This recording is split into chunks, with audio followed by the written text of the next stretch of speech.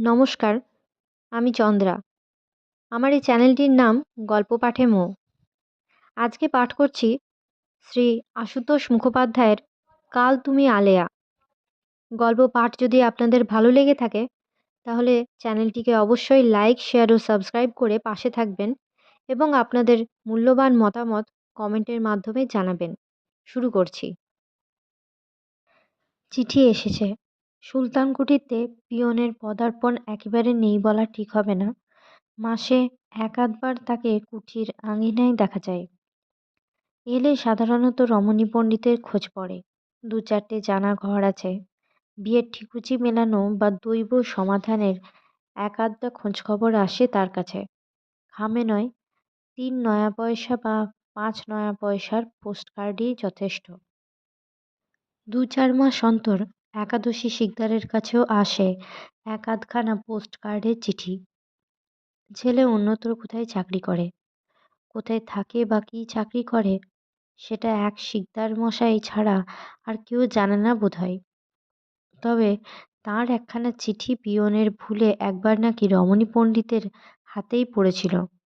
সেই চিঠিতে প্রেরকের নাম ঠিকানা ছিল না, শুধু তারিখ ছিল।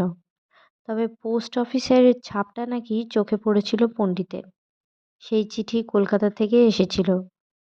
খেয়াল না করেই পণ্ডিত চিঠিখানা পড়ে ফেলেছিলেন। 3-4 লাইন মাত্র বয়ান। টানাটানির সময় বেশি টাকা দেওয়া সম্ভব নয়, তবু এবারের মতো কিছু বেশি দিতে চেষ্টা করব। মেয়ে কুমুকে পড়ানোর খাতিরের সময় সেই চিঠির সমাচার পণ্ডিত নিজেই সঙ্গোপনে ধীরাপদর কাছে ব্যক্ত করেছিলেন। তার ধারণা ছেলে কলকাতাতেই থাকে। বছরান্তে একটা দিনও বুড়ো বাপ মাকে দেখতে আসে না, সেই লজ্জাতেই গোপন সেটা। তার আরও ধারণা মাসের গোড়ার দিকে এক আধ দিন ঘরে কাঁচা জামা কাপড় পরে শিকদার মশাইকে বেরুতে দেখা যায়। সেটা পোস্ট অফিসে গিয়ে টাকা আনার উদ্দেশ্যে নয়, ছেলের বাড়ি থেকে টাকা আনার উদ্দেশ্যেই। যাই হোক, এখানে প্রায় অথর্ব গৃহিণী আর প্রৌঢ়া বিধবা কন্যা নিয়ে শিকদার মশাইয়ের সংসার। দেশ খোয়ানো ভিটেমাটি বিক্রির কিছু পুঁজি তার হাতে আছে। সে প্রসঙ্গ অবান্তর। কখনো সখনো পোস্টকার্ডে লেখা এক আধটা চিঠিও তিনিও পান, এটা ঠিক। শকুনি ভট্টাচার্যের কাছে চিঠি লেখার নেই কেউ। তিনি শিকদার মশায়েরও বয়োজ্যেষ্ঠ। তার গোটা পরিবারটি এখানে। বঙ্গচ্ছেদের আগে যজমানি করতেন কোথায়, ছেলেরাও চাকরি করতেন। গোলযোগের সূচনাতেই সব ছেড়ে ছুড়ে স্ত্রী, পুত্র, পুত্রবধূ, নাতি নাতনি সহ এই কুঠিতে ঠাঁই নিয়েছেন। দুই ছেলেই প্রৌঢ় বয়সে শহরের উপকণ্ঠের এক প্রাথমিক বিদ্যালয়ে নতুন করে কর্মজীবন শুরু করেছেন। এছাড়া প্রাইভেটে ছেলে পড়ানোর কাজও তারা সেখানেই জুটিয়ে নিয়েছেন। অতএব তারা উষায় যান, নিশায় ফেরেন। ঘরে বৃদ্ধা গৃহিণী, পুত্রবধূ দুটি, এমনকি নাতনিরাও প্রায় অসূর্য স্পর্শা। এ পরিবারের চিঠি আসার বালাই নেই। এদিকের এলাকায় আর থাকলো গনুদার সংসার। সেখানে শুধু সাইকেল পিয়ন আসে আর দুটি খবরের কাগজ আসে, আর কেউ না বা কিছু না। কিন্তু যে চিঠি এসেছে সেটা রমণী পণ্ডিতের নয়, একাদশী শিকদারের নয়, বা গনুদার ঘরেরও নয়। সেই চিঠি ধীরাপদর, যার কাছে কেউ কোনোদিন চিঠি আসতে দেখেনি। পোস্টকার্ডে লেখা চিঠি নয়, হালকা নীল শৌখিন খাম একটা। ধীরাপদ বাড়ি ছিল না। নতুন পুরনো বইয়ের দোকানের মালিক দেবাবুর নতুন বইয়ের বিজ্ঞাপন লেখার তাগিদে সকালে উঠেই বেরিয়েছিল। ডাকপিয়ন চিঠি দিয়ে গেছে কদমতলায় শকুনি ভট্টাচার্যের হাতে। মুখপর্বের পরে প্রাক গাত্রোত্থানের মুহূর্তে সন্তর্পণে উল্টে পাল্টে দেখে সেটা তিনি শিকদার মশায়ের হাতে দিয়েছেন। এরকম একটা তকতকে খাম জীবনে তিনি হাতে করেছেন কিনা সন্দেহ। খামটা বাড়িয়ে দেবার সময় রমণী পণ্ডিত সাগ্রহে ঘাড় বাড়িয়ে কৌতূহল মেটাতে চেষ্টা করেছেন। ওদিকে একাদশী শিকদারের নীরব বিস্ময়ও ভট্টাচার্য মশায়ের মতোই। ধীরাপদর ঘর বন্ধ ছিল।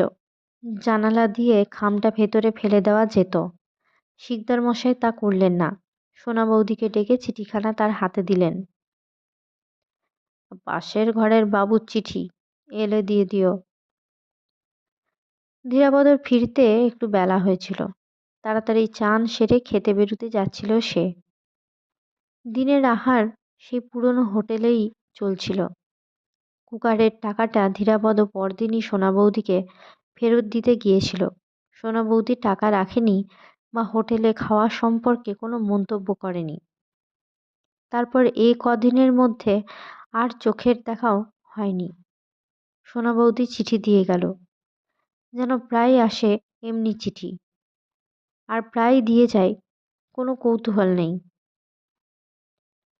বিস্মিত নেত্রে খামের উপরে চোখ বুলিয়ে ধীরাপদ মুখ তুলে দেখে সোনা বৌদি ততক্ষণে চৌকাঠ পেরিয়ে গেছে। হোটেলের খাওয়া সেরে ঘরেই ফিরল আবার। অবাক সেও হয়েছে বটে।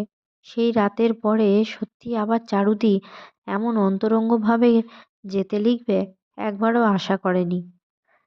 তার ঠিকানা অবশ্য রেখেছিল, আর ড্রাইভার দিয়ে গাড়ি করে বাড়িও পৌঁছে দিয়েছিল। ধীরাপদ ভেবেছিল সেই আন্তরিকতা শুধু চক্ষু লজ্জার খাতিরে, নইলে ব্যবধান সে ভালোই রচনা করে এসেছে। সমানে অসমানে করুণা সম্পর্ক, মিতালির নয়, চারুদির দুয়েতেই বাঁধবে। কিন্তু এ চিঠিতে না যাওয়ার দরুন অনুযোগ এবং অবিলম্বে আসার জন্য অনুরোধ। 17-18 বছর আগে হোস্টেলের সেই ছাত্র জীবনের সঙ্গে মেলে। অভিমান বশে দিনকতক দেখা সাক্ষাৎ বন্ধ করলে যেমন তাগিদ আসত, সেই তাগিদের প্রতীক্ষাও করত তখন। কিন্তু আজ যাবে কোন মুখে? ক্ষুধার যে চিত্র দেখিয়ে এসেছে তাতে শুধু অহংকার নয়, আঘাত দেবার বাসনাও ছিল। সেটা চারুধীর বুঝতে বাকি নেই। তবু ডাকাডাকি কেন? বিকেলের দিকে বারান্দায় সোনা বৌদির সঙ্গে আর একবার দেখা হয়ে গেল। দুধওয়ালা টাকার জন্য বসেছিল। টাকাটা মেটাতে এসে ওকে দেখে একটু যেন স্বস্তি বোধ করল। হিসাবটা ঠিক হলো কিনা দেখুন তো।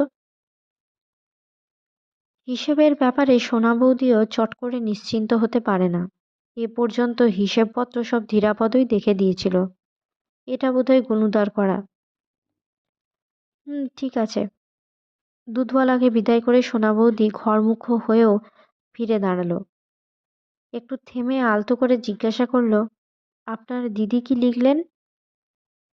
নীল শৌখিন খাম দেখেই ধীরাপদ অনুমান করেছিল চিঠি কার। এখন দেখছে অনুমানটা শুধু তার একার নয়। যেতে গেলেন না? জবাব না দিয়ে ধীরাপদ হাসল একটু। তার আপাদমস্তক চোখ বুলিয়ে নিয়ে সোনা বৌদি আবার বলল, জামা কাপড় কাচা নেই বুঝি? জামা তো গায়ে হবে না, ধুতি দিতে পারি, দেব? হাসি, করুণা, বিরাগ, বিদ্রূপ কোনটা কখন কার গায়ে এসে পড়ে ঠিক নেই। ধীরাপদ হেসেই জবাব দিল, গেলে এতেই হবে। সোনা বৌদি নিশ্চিন্ত যেন। খামের বাহার দেখে আমি ভাবছিলাম হবে না বোধহয়। হাসি চেপে ঘরে ঢুকে গেল। পরের কটা দিন ধীরাপদ একরকম ঘরে বসেই কাটিয়ে দিল। চারুদির চিঠি পাওয়া সত্ত্বেও সেখানে ছুটে যাবার মতো কোনো তাগিদ সে অনুভব করেনি, সেটা সত্যি। এবারে সেখানে গেলে অনুকম্পা জুটবে হয়তো, সেটা বরদাস্ত হবে না। অনুগ্রহ দেখাবার মতো সঙ্গতি চারুধীর আছে অমন গাড়ি বাড়িতেই প্রমাণ। কিন্তু সে সঙ্গতি চারুধীর এলো কোথা থেকে, কিসের বিনিময়? ফুটপাতে বাসস্টপের ধারে সেই মেয়েটা দাঁড়িয়ে থাকে, যে বিনিময়ের প্রত্যাশায় তার সঙ্গে তফাৎ কতটুকু? 18 বছর আগে যে চারুদিকে হারিয়ে শূন্য হৃদয়ে কলকাতার পথে পথে ঘুরেছে একদিন, সেই চারুদি হারিয়েই গেছে। তাই চিঠি পাওয়া সত্ত্বেও সেখানে যাবার চিন্তাটা ধীরাপদ বাতিল করে দিতে পেরেছে। কিন্তু একদিন চারুদির হারানোটা যেমন অঘটন, 18 বছর বাদে গ্রামোফোন রেডিওর দোকানের সামনে অপ্রত্যাশিত যোগাযোগটা যে তেমনই এক নূতন সূচনার ইঙ্গিত, সেটা জানত না। জানলে চিঠি পেয়েই ছুটত। আর তাহলে বিব্রতও হতো না এমন। দুপুর গড়িয়ে এসে বিকেল তখন। শুয়ে শুয়ে ধীরাপদ একটা পুরনো বইয়ের পাতা উল্টাচ্ছিল। মনে মনে ভাবছিল বইয়ের দোকানের দেবাবু আর ওষুধের দোকানের অম্বিকা কবিরাজের সঙ্গে একবার দেখা করে আসবে। আজও না গেলে দেবাবু অন্তত মারমুখো হবেন। সোনা বৌদি এসে খবর দিল, আপনাকে বাইরে কে ডাকছেন, দেখুন। ধীরাপদ বই নামালো। খবরটা সাদাসিধেভাবেই দিতে চেষ্টা করেছে সোনা বৌদি, কিন্তু তার চোখে মুখে চাপা আগ্রহ। বইয়ের দোকানের দেবাবু আবার লোক পাঠালেন কিনা ভাবতে ভাবতে বাইরে এসেই ধীরাপদ একেবারে হতভম্ব। কদমতলা ছাড়িয়ে অনতি দূরের আঙিনায় দাঁড়িয়ে চারুদির ঝকঝকে মোটর গাড়িটা।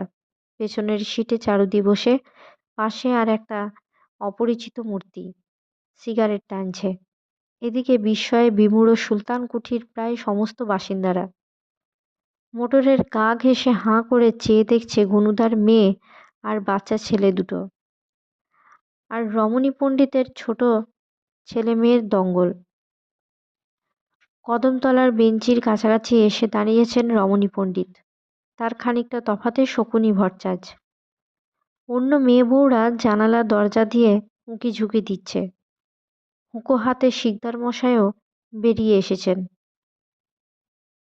পরিস্থিতি দেখে ধীরাপদও হাঁ করে দাঁড়িয়ে রইল কয়েক মুহূর্ত। তারপরেই কাপড়ের খুঁটটা গায়ে জড়িয়ে তাড়াতাড়ি এগিয়ে গেল। কি ব্যাপার? এক লহমা তাকে দেখে নিয়ে চারুদি বললেন, ঠিকানাটা ঠিকই দিয়েছিলে তাহলে। ধীরাপদ বিব্রত মুখে পেছনের দিকে ঘুরে তাকালো একবার।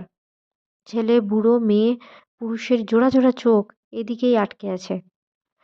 চারুদির পাশের সুদর্শন লোকটি কুশনে মাথা এলিয়ে সিগারেট টানছে আর পুরু চশমার ফাঁক দিয়ে আড়ে আড়ে কিছু যেন মজা দেখছে। চারুদি জিজ্ঞাসা করলেন, আমার চিঠি পেয়েছিলে?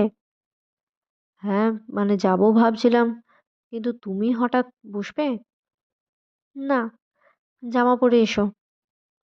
ধীরাপদ স্বস্তির নিঃশ্বাস ফেলল। না হলে কোথায় বা বসাতো? বলল, কি কাণ্ড! এই জন্য তুমি নিজে কষ্ট করে এসেছো?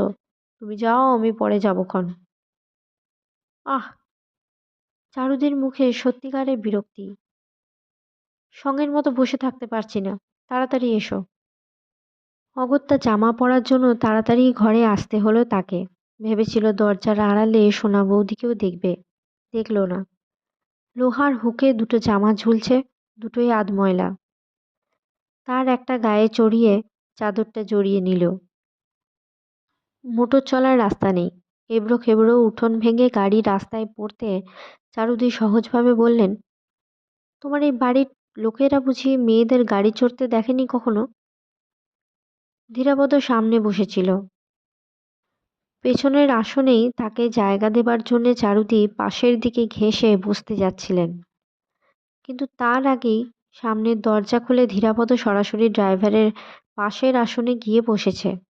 কথা শুনে ঘুরে তাকালো, হাসি মুখেই বলল, দেখেছে, গাড়ি চড়ে আমার কাছে আসতে দেখেনি কখনো। চিঠি পেয়ে এলে না কেন? খুব জব্দ। যেন ওকে জব্দ করবার জন্যেই তার এই অভিনব আবির্ভাব। ধীরাপদ সামনের দিকে চোখ ফেরালো। চারুদির পাশের লোকটিকে আবারও দেখে নিয়েছে। আর একটা সিগারেট ধরিয়েছে। বছর 32-33 হবে বয়স। পরনের স্যুটটা দামি হলেও ভাঁজ ভাঙা আর জায়গায় জায়গায় দাগ ধরা। মাথার একরাশ ঝাঁকড়া চুলে বহুদিন কাঁচি পড়েনি। মুখ, নাক আর চওড়া কপালের তুলনায় চোখ দুটো একটু ছোট বোধ হয়। পুরু লেন্সের জন্যেই ছোট দেখাতে পারে। ধীরাপদ মনে মনে প্রতিজ্ঞা করছে ভব্যতা অনুযায়ী চারুদির এবারে পরিচয় করিয়ে দেওয়ার কথা, কিন্তু চারুদি তা করলেন না। একটা লোককে জোরজার করে ধরে আনা হয়েছে তাই যেন ভুলে গেলেন। তার পাশের সঙ্গীটির উদ্দেশ্যেই সেটা বলতে গেলেন তিনি। বলা ঠিক নয়, সব কথাতেই অনুযোগের সুর। সে আবার অফিসে ফিরবে কি না ফেরা উচিত, কাজে কর্মে একটুও মন নেই, সকলেই বলে। সকলের আর দোষ কি? খেয়াল খুশি মতো চললে বলবেই। কত বড় দায়িত্ব তার, এভাবে চললে নিচের ৫ জনও ফাঁকি দেবেই। তাছাড়া নিজের ভবিষ্যতও ভাবা দরকার। থামো, বাজে বকো না। সামনে দেখে ধীরাপদও সচকিত হয়ে উঠল একটু। এমনকি একবার ঘাড় না ফিরিয়েও পারল না। সেই থেকে নিরাসক্তভাবে বসে সিগারেট টানাটা ঠিক পছন্দ হচ্ছিল না, উপেক্ষার মতো লাগছিল। তাছাড়া চারুদির এমন অল্পবয়স্ক সঙ্গীটিকে সেই বক্র কৌতূহলও ছিল, কিন্তু এই স্পষ্ট গম্ভীর বিরক্তির ফলে একটু যেন শ্রদ্ধা হলো। ধীরাপদ ফিরে তাকাতে চারুদি হেসে ফেললেন। দেখেছ, ও সব সময় এমনি মেজাজ দেখায় আমাকে। মেজাজ যে দেখায় তার সঙ্গে পরিচয় করিয়ে দেওয়া হয়নি সেটা চারুদির খেয়াল নেই বোধহয়। কিন্তু তার উপদেশের ফলেই হোক বা যে কারণেই হোক মেজাজ তখনও অপ্রসন্নই মনে হলো। পকেট থেকে আরেকটা সিগারেট বার করতে করতে আবারও অসহিষ্ণুতা জ্ঞাপন করলো। কি বাজে বকছো সেই থেকে? ঘাড় ফিরিয়ে চেয়ে থাকা অশোভন। ড্রাইভারের সামনে ছোট আরশিতে চারুদিকে দেখা যায়, পার্শ্ববর্তীর একাংশ। চারুদিক খপ করে তার হাত থেকে সিগারেটটা টেনে নিয়ে রাস্তায় ফেলে দিলেন। ধোঁয়া ধোঁয়ায় সারা গায়ে গন্ধ হয়ে গেল। আমি তো বাজেই বকি সবসময়। বাজে কথা শোনার জন্য আমার সঙ্গে আসতে তোকে কে সেধেছিল? লোকটা কে না জানলেও ধীরাপদর কৌতূহল এক দফা পাকমুক্ত হয়ে গেল। উপদেশ বা অনুযোগের অধ্যায়ে চারুদি তুমি করে বলেছিলেন। এবারে বাৎসল্য সিক্ত ব্যতিক্রমটা কানে আসতে ধীরাপদ সুস্থ নিঃশ্বাস ফেলল। প্যাকেটে আর সিগারেট ছিল না, কারণ শূন্য প্যাকেটটা বাইরে নিক্ষেপ করা হলো টের পেল। আরশিতে শুধু চারুদিকেই দেখা যাচ্ছে এখন। পেছন ফিরে না তাকিয়েও ধীরাপদর অনুভব করল বাৎসল্যের পাত্রটি তার দিকে জানালা ঘেঁষে ঘুরে বসেছে, অর্থাৎ চারুদির কথার পিঠে কথা বলার অভিলাষ নেই। সেদিন রাতের অভ্যর্থনায় চারুদি অতিশয়োক্তি করেনি। দিনের আলোয় তার বাড়িটা ছবির মতোই দেখতে, ঝকঝকে সাদা ছোট্ট বাড়ি। দুদিকের ফুলবাগানে বেশিরভাগই লালচে ফুল। ফটক থেকে সিঁড়ি পর্যন্ত লাল মাটির রাস্তা। বসার ঘরে চারুদির প্রতীক্ষায় এক ভদ্রলোক বসে, অবাঙালি, বোধহয় পার্সি।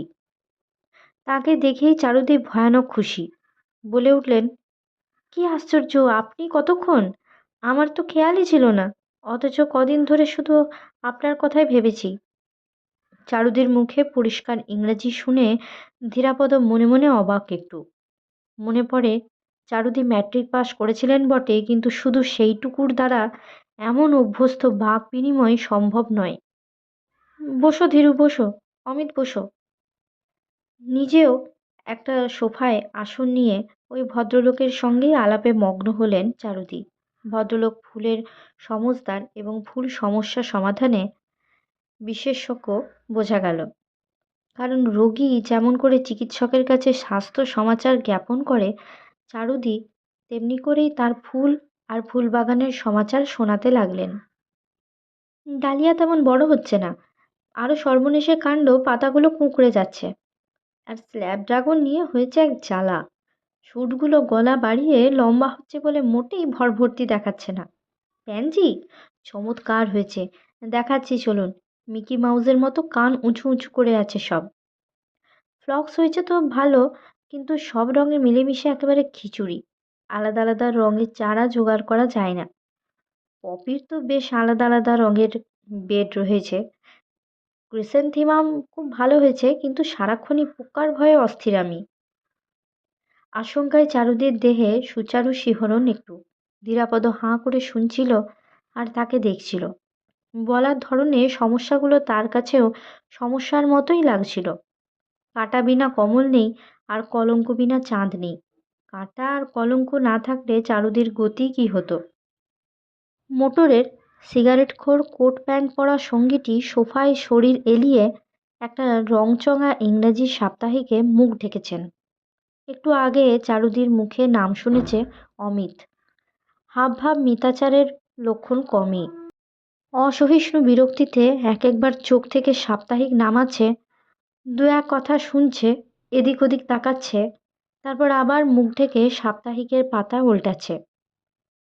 কিন্তু চারুদি তার ফুল আর ফুলবাগান নিয়ে হাবুডুবু। তাদের বসতে বলে ফুল বিশেষজ্ঞটিকে নিয়ে বাগান পর্যবেক্ষণে চলে গেলেন। সঙ্গে সঙ্গে হাতের সাপ্তাহিক চটাস করে সামনে সেন্টার টেবিলের উপরে পড়ল। ধীরাপদ সচকিত। লোকটা উঠে বই ভরা কাচের আলমারির সামনে দাঁড়ালো। ঝুঁকে ভেতরের বইগুলো দেখল খানিক। ঝুঁকতে হবে কারণ তার মাথা আলমারির মাথার সমান। কিন্তু একটা বইয়ের নামও পড়ল না। পাশের ছোট টেবিলে সাজানো ঝকঝকে অতিকায় কুড়ি আর শামুকের খোলটা উল্টে পাল্টে দেখল একবার। আবার এসে ধূপ করে সোফায় বসল। অসহিষ্ণুতা নয়নাভিরাম। আপনার নামটা কি? আচমকা প্রশ্নটার জন্য ধীরাপদ প্রস্তুত ছিল না। নাম বলল। চারুমাসি আপনার দিদি? চারুদি বলেছে বোধহয়, কিন্তু বললে আবার এ কেমন ধারা জিজ্ঞাসা। ধীরাপদর মুশকিল কম নয়। বলল, অনেকটা সেই রকমই। লোকটির দু চোখ নিঃশব্দে তার মুখের উপরে থেমে রইল খানিক। তারপর বলল, আমার নাম অমিতাভ অমিতাভ ঘোষ। আপনার দিদি আমার মাসি। নিজের মাসি নয়, খানিকটা সেই রকমই। সঙ্গে সঙ্গে দমকা হাসিতে ঘরের আসবাবগুলো প্রচণ্ড যেন সজাগ হয়ে উঠল। এমন কৌতুক ঝরা হাড় নাড়ানো হাসি ধীরাপদ কমই শুনেছে। এই লোক এমন হাসতে পারে একদণ্ড আগেও মনে হয়নি। কিন্তু তখনও শেষ হয়নি। একটু সামলে আবার বলল, আপনি হলেন তাহলে মামা, মানে অনেকটা সেই রকমই। সঙ্গে সঙ্গে আবার এবারের হাসিটা আরও উচ্চগ্রামের, অথচ শ্রুতিকটু নয়। ধীরাপদও হাসতে চেষ্টা করছে। লোকটা বুদ্ধিমান তো বটেই, বেপরোয়া রসিকও। অমিত নয় অমিতাভ, তেজময়। হাসির তেজটা অন্তত বিষম। হাসি থামতে সচিত্র সাপ্তাহিকটা হাতে তুলে নিল আবার। অন্য হাতে কোটের এ পকেট ও পকেট হাতড়াতে লাগলো। আপনার কাছে সিগারেট আছে? ধীরাপদ মাথা নাড়ল। নেই। কেমন মনে হলো থাকলে ভালো হতো। একেবারে চুপ। একটু আগে অমন বিষম হেসেছে কে বলবে। ফলে ঘরটাই যেন গম্ভীর। ধীরাপদ আর চোখে তাকালো। পড়ছেও না, ছবিও দেখছে না, শুধু চোখ দুটোকে আটকে রেখেছে। খানিক আগের সেই প্রচ্ছন্ন অসহিষ্ণুতার পুনরাভাস। কাগজখানা নামিয়ে ভেতরের দরজার দিকে চেয়ে হঠাৎ হাঁক পারল, পার্বতী। সঙ্গে সঙ্গে কাগজ হাতেই উঠে দরজা পর্যন্ত গিয়ে গলার স্বর আরও চড়িয়ে দিল, পার্বতী। সবাই ফিরে এসে কাগজ খুলল। আবার কোন প্রহসনের সূচনা কে জানে। যাকে ডাকা হলো ধীরাপদ তার কথা ভুলেই গিয়েছিল এতক্ষণ। সেদিনের পরিবেশন করে খাওয়ানোটা ভোলার কথা নয়। দু হাতে একটা চায়ের ট্রে নিয়ে খানিক বাদে পার্বতীর প্রায় যান্ত্রিক আবির্ভাব। ট্রেতে দু পেয়ালা চা। দিনের আলোতেও আজ তেমন কালো লাগছে না। পরনের শাড়িটা বেশ ফর্সা। আজও ওকে দেখার সঙ্গে সঙ্গেই ধীরাপদর মনে হলো গৃহ পুরুষশূন্য হলেও চারুদি নিরাপদই বটেন। ৬৮ বসনের শাসনে এই তনু মাধুর্য ভারাবনত নয় একটুও। যৌবনের এ বিদ্রোহে পার্বত্য গাম্ভীর্য। প্রভাব আছে, ইশারা নেই। ট্রে শুদ্ধ আগে অমিত ঘোষের সামনে এসে দাঁড়ালো। সেই কাছে ছিল, কিন্তু চায়ের বদলে সে ওর মুখের দিকে চেয়ে রইল। চেয়ে যে আছে তাও ঠিক খেয়াল নেই যেন। মেয়েটা ভাবলে শূন্য। দাঁড়িয়ে আছে পটের মূর্তির মতো। ফিরে চেয়ে আছে সেও, কিন্তু সে চোখে কোনো ভাষা নাই। চায়ের ট্রেটা যন্ত্রচালিতের মতোই আর একটু এগিয়ে ধরল শুধু। এইবার ঈষৎ ব্যস্ততায় অমিতাভ ঘোষ ট্রে থেকে চায়ের পেয়ালা তুলে নিল। দ্বিতীয় পেয়ালাটা ধীরাপদকে দিয়ে পার্বতী এক হাতে শূন্য ট্রেটা ঝুলিয়ে ঘুরে দাঁড়ালো। ২-৪ মুহূর্তের প্রতীক্ষা। কিন্তু গম্ভীর মনোযোগে অমিতাভ ঘোষ চা পানে রত। যেন শুধু সেই জন্যেই একটু আগে অমন হাঁকডাক করে উঠেছিল। মন্থর পায়ে পার্বতী ভিতরে চলে গেল। চুপচাপ চা পান চলল। ধীরাপদ ভাবছে চারুদি কতক্ষণে ফিরবে কে জানে। পার্বতী! ধীরাপদ চমকেই উঠেছিল এবারে। কি ব্যাপার আবার? চিনি চাই না দুধ চাই, কিন্তু চায়ের পেয়ালা তো খালি ওদিকে। পার্বতী এলো, এবারে খালি হাতে। তেমনি অভিব্যক্তি শূন্য নীরব প্রতীক্ষা। ড্রাইভারকে বলো 1 প্যাকেট সিগারেট এনে দেবে। পেয়ালা রেখে আবার সাপ্তাহিক পত্র হাতে নিয়েছে। ড্রাইভার নেই। ও। মুখ তুলে তাকালো। সমস্যাটার সমাধান যেন নিশ্চয়ই রমণীমূর্তির মুখেই লেখা। পার্বতী চলে গেল। যাবার আগে পেয়ালা দুটো তুলে নিল, পাছে এবার আবার ওর সঙ্গেই ভদ্রলোকের আলাপের বাসনা জাগে সেই ভয়ে ধীরাপদ মুখ ফিরিয়ে দূর থেকেই কাঁচের আলমারির বইগুলো নিরীক্ষণ করতে লাগলো। পার্বতী! ধীরাপদ তটস্থ। সেদিন চারুদির মুখে শোনা একজনের সঙ্গে পার্বতীর ডাব কাটা দা হাতে দেখা করতে এগোনোর কথাটাই যেন কেন জানি না মনে পড়ে গেল। এবারে মেয়েটা কাছে এসে দাঁড়ানোর আগেই হুকুম হলো, সেদিন ক্যামেরাটা ফেলে গেছিলাম, এনে দাও। আবার প্রত্যাবর্তন, এবং একটু বাদেই ক্যামেরা হাতে আগমন। ক্যামেরাটা ছোট হলেও দামই বোঝা যায়। সামনের সেন্টার টেবিলে সেটা রেখে পার্বতীর পুনঃপ্রস্থান। ও মুখে ভাব বিকার নেই একটুও, বিরক্তিও না, তুষ্টিরও না। পার্বতী! ধীরাপদ কি উঠে পালাবে এবার? বাইরে চারুদির বাগান দেখবে গিয়ে? এ কার সঙ্গে বসিয়ে রেখে গেল চারুদি তাকে? আর চোখে তাকালো একবার। ছবি তোলার জন্য ডাকেনি বোধহয়। চামড়ার কেসের মধ্যে ক্যামেরাটা সেন্টার টেবিলের উপরেই পড়ে আছে। পার্বতী! তার আগেই পার্বতী এসেছে। না, হাতে লাঠি সোঁটা বা ডাব কাটা দা নয়, ছোট মোড়া একটা। অন্য হাতে বোনার সরঞ্জাম।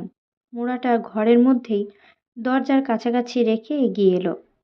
হাতে শুধু বোনার সরঞ্জামটাই নয়, 1 প্যাকেট সিগারেট আর একটা দেশলাইও।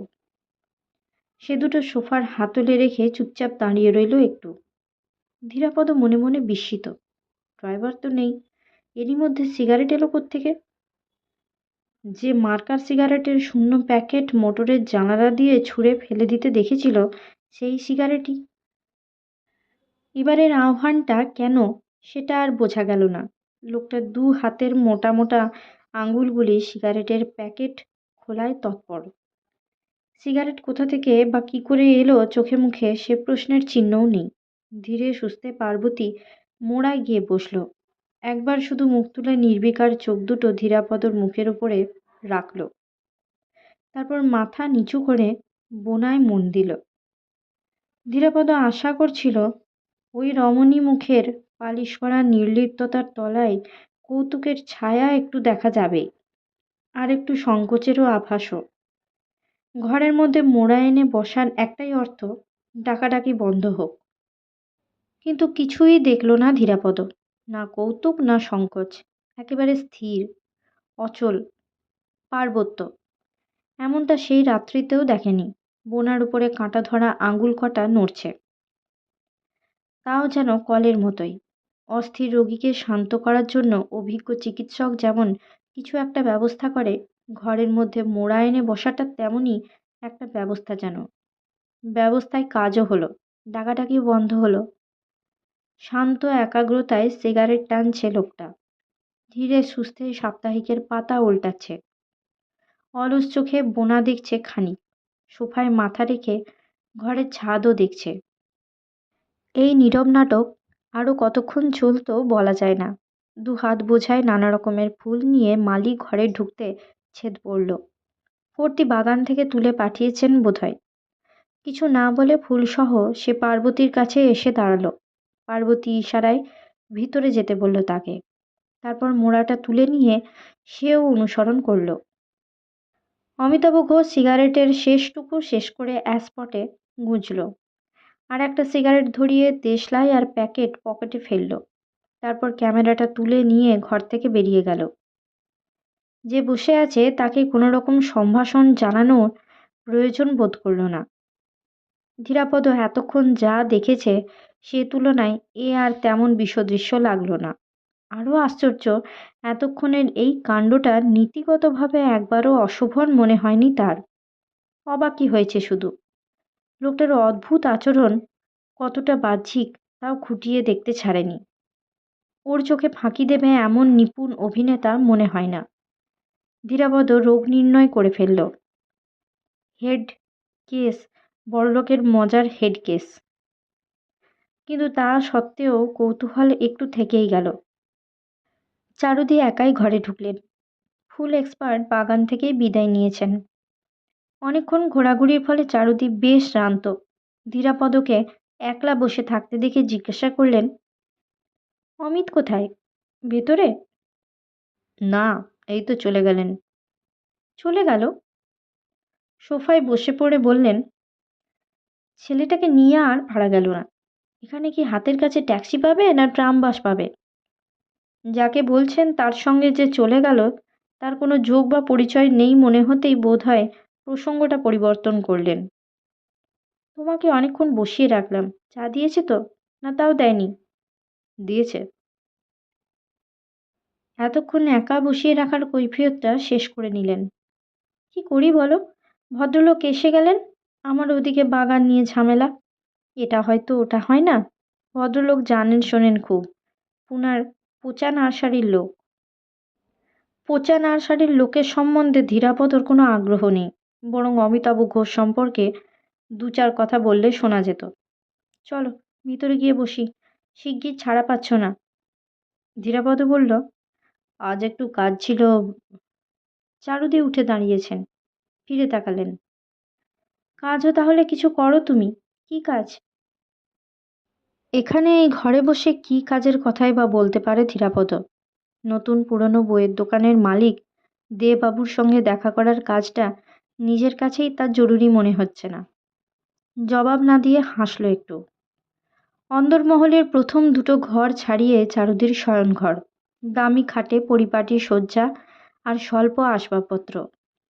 বেশ বড় ঘর। একদিকের দেওয়াল ঘেঁষে একটা ছোট টেবিল আর চেয়ার, তার পাশে ইজি চেয়ার, টেবিলে টেলিফোন, লেখার সরঞ্জাম। অন্য কোণে মস্ত ড্রেসিং টেবিল আর আলমারি একটা। মেঝেতে কুশন বসানো, গোটা দুই মোড়া। বসো। চারুদি দোরগোড়া থেকে চলে গেলেন এবং একটু বাদেই আঁচলে করে ভিজে মুখ মুছতে মুছতে ফিরে এলেন। ধীরাপদর মনে পড়ল, আগের দিন বলেছিলেন ঘন্টায় ঘন্টায় জল না দিলে মাথা গরম হয়ে যায়। দাঁড়িয়ে কেন, বসো। শয্যার ওপরেই নিজে পা গুটিয়ে বসলেন। ধীরাপদ কাছের মোড়াটা টেনে নিল। তারপর, কি খবর বলো? দাঁড়াও, আগে তোমাকে খেতে দিতে বলি। খাট থেকে নামতে যাচ্ছিলেন, ধীরাপদ বাধা দিল। বসো, আজ খাবার তাড়া নেই কিছু। কিচ্ছু না? না, অবেলায় খেয়েছি। সত্যি বলছো না শেষে জব্দ করবে আবার? ধীরাপদ হাসতে লাগলো। সেদিনে ওভাবে খেতে চাওয়ায় শুধু যদি জব্দ করার ইচ্ছেটাই দেখে থাকে বাঁচোয়া। চারুদি আবার পা গুটিয়ে নিয়ে খাটের বাজুতে ঠেস দিয়ে জিজ্ঞাসা করলেন, আমার চিঠি পেয়েও এলে না কেন? আসবই ভাবছিলাম। হুম, আসলে তোমার এড়াবার মতলব ছিল, নইলে এতকাল বাদে দেখা, আমি তো ভেবেছিলাম পরদিনই আসবে। ধীরাপদ হাসি মুখেই বলে বসল, কতকাল বাদে দেখাটা সত্যি তুমি জিয়ে রাখতে চাইবে জানবো কি করে? এবারে জানলাম। চারুদি থতমত খেয়ে গেলেন একটু। তারপর সহজভাবেই বললেন, তোমার কথাবার্তাও বদলেছে দেখছি। এবারে জানলে যখন, আর বোধহয় গাড়ি নিয়ে হাজির হতে হবে না। ধীরাপদ তৎক্ষণাৎ মাথা নাড়ল, কিন্তু চারুদির তার আগেই কিছু যেন মনে পড়েছে। বললেন, আচ্ছা, তোমার ঘরের সামনে ওই যে বউটিকে দেখলাম, সেই তো বোধহয় খবর দিলে তোমাকে। কে? ধীরাপদর হাসি পেয়ে গেল। মেয়েদের এই এক বিচিত্র দিক। এত লোকের মধ্যে চারুদিরও শুধু সোনা বৌদিকেই চোখে পড়েছে। নিজের অগোচরেই 18 বছরের ব্যবধান ঘুষতে চলেছে ধীরাপদর। গম্ভীর মুখে জবাব দিল, সোনা বৌদি। সোনা বৌদি? হ্যাঁ, গনুদার বউ। চারুদি অবাক। তারা কারা? চিনলে না? আমি কি করে চিনব? ধীরাপদ হেসে ফেলল। ও বাড়ির কাকেই বা চেনো তুমি? হাসলেন চারুদিও। তাই তো, যাকে তোমার খবর বলো, ওখানেই বরাবর আছো? হ্যাঁ। কিন্তু বাড়িটার যা অবস্থা দেখলাম, ও তো যখন তখন মাথার উপরে ভেঙে পড়তে পারে। ও বাড়ির অনেকেই সেই সুদিনের আশায় আছে, কিন্তু বাড়িটা নির্লজ্জের মতো শুধু আশায় দিচ্ছে। শুনে চারুদি কেন জানি খুব খুশি হলেন মনে হলো। মুখে অবশ্য ক্ষোভ প্রকাশ করলেন। কি বিচ্ছিরি কথাবার্তা তোমার! শয্যায় পা টান করে বসে আবারও খুঁটিয়ে খুঁটিয়ে খবরাখবর জিজ্ঞাসা করতে লাগলেন। ধীরাপদর এটা স্বাভাবিক লাগছে না খুব। গত 18 বছরের ব্যক্তিগত সব কিছুই যেন জানার আগ্রহ তার। কোন পর্যন্ত পড়েছে, এমএটা পড়ল না কেন, তারপরে কবছর কি করেছে, এখন কি করছে, ইত্যাদি ইত্যাদি। শেষের দিকে প্রায় জেরার মতোই লাগছিল, যেন চারুদিক জানারই প্রয়োজন। উঠে ঘরের আলোটা জেলে দিয়ে এসে বসলেন আবারও। আজকের মতো গল্প পাঠ এই পর্যন্তই। নিয়ে আসবো পরবর্তী অংশ পরবর্তী ভিডিওতে। সকলে ভালো থাকবেন, সুস্থ থাকবেন এবং পাশে থাকবেন। নমস্কার।